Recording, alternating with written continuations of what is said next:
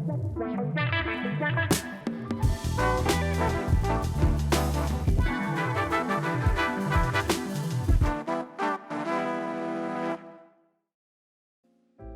as long as I have been covering video games, the industry has always been pretty litigious when it comes to protecting their copyrighted material.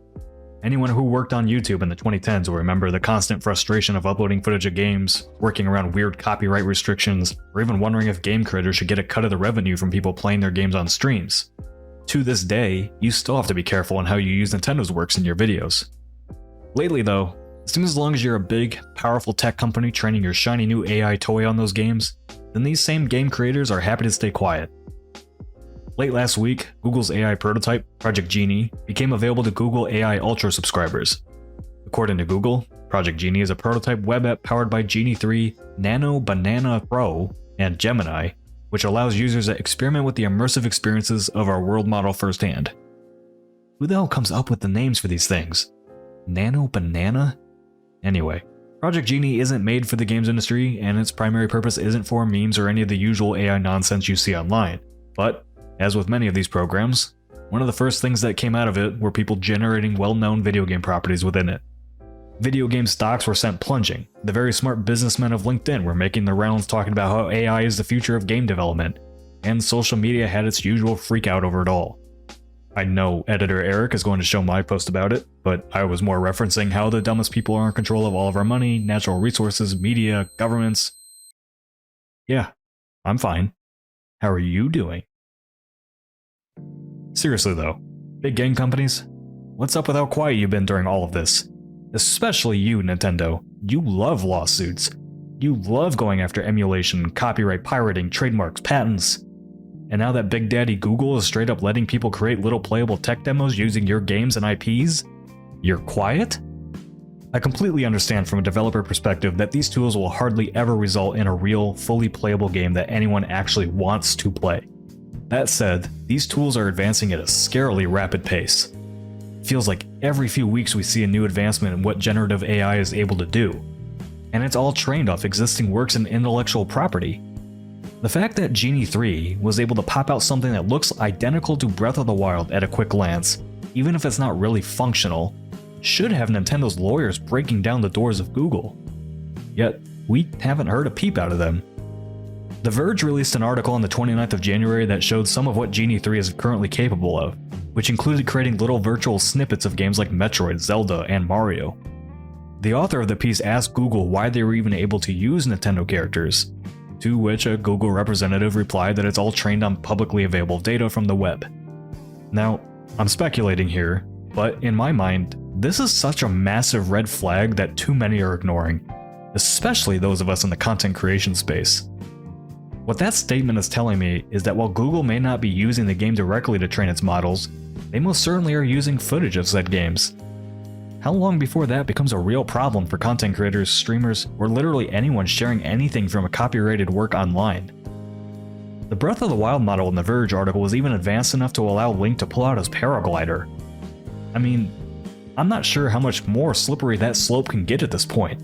Even Google seems to be aware of that in some regard, as The Verge noted that by the time they were ready to publish their article, Genie no longer allowed them to generate worlds based on Super Mario 64, due to interest of third-party content providers.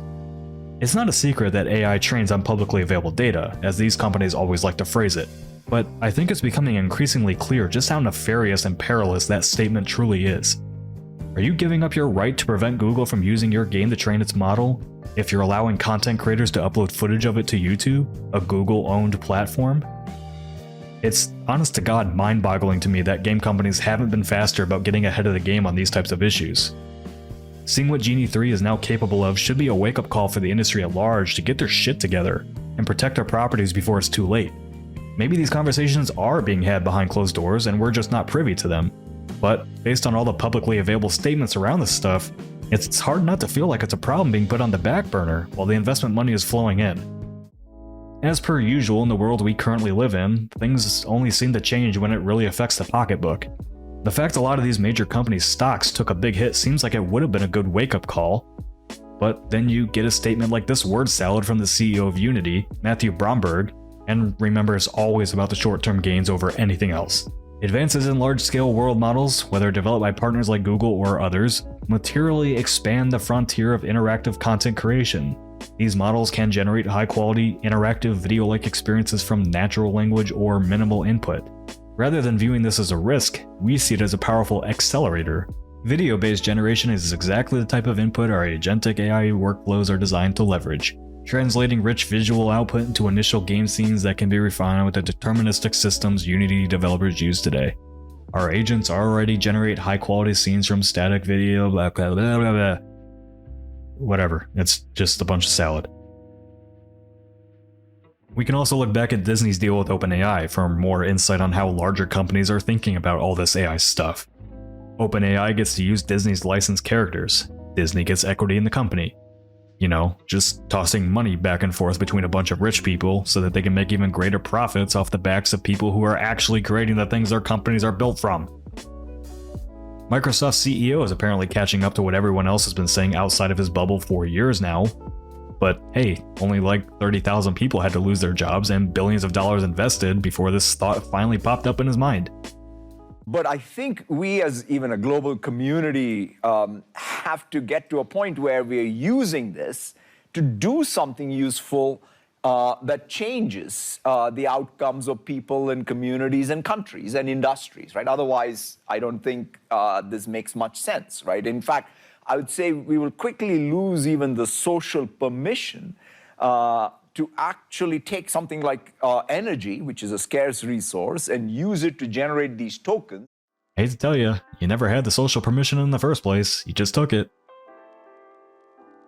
Normally, I'd be a bit more analytical in my take on this situation, but it's pretty formulaic at this point. The people in the C-suites get aroused, the shareholders think games can just be pumped out on a conveyor belt, and the leaders of the games and tech industry either release jargon-filled statements or say nothing at all. I don't expect much from the top brass of the games industry these days, but I did figure they'd be at least mildly concerned about AI systems being able to pump out even slightly interactive slop based on their work. So far, I really haven't seen anything to suggest they see it as anything other than a way to save or make more money. Maybe I'm fear-mongering this week, or maybe I'm not. I feel like with the current state of the world, no low is too low for people in power, and AI is the latest scheme to screw as many people over as possible in the guise of progress.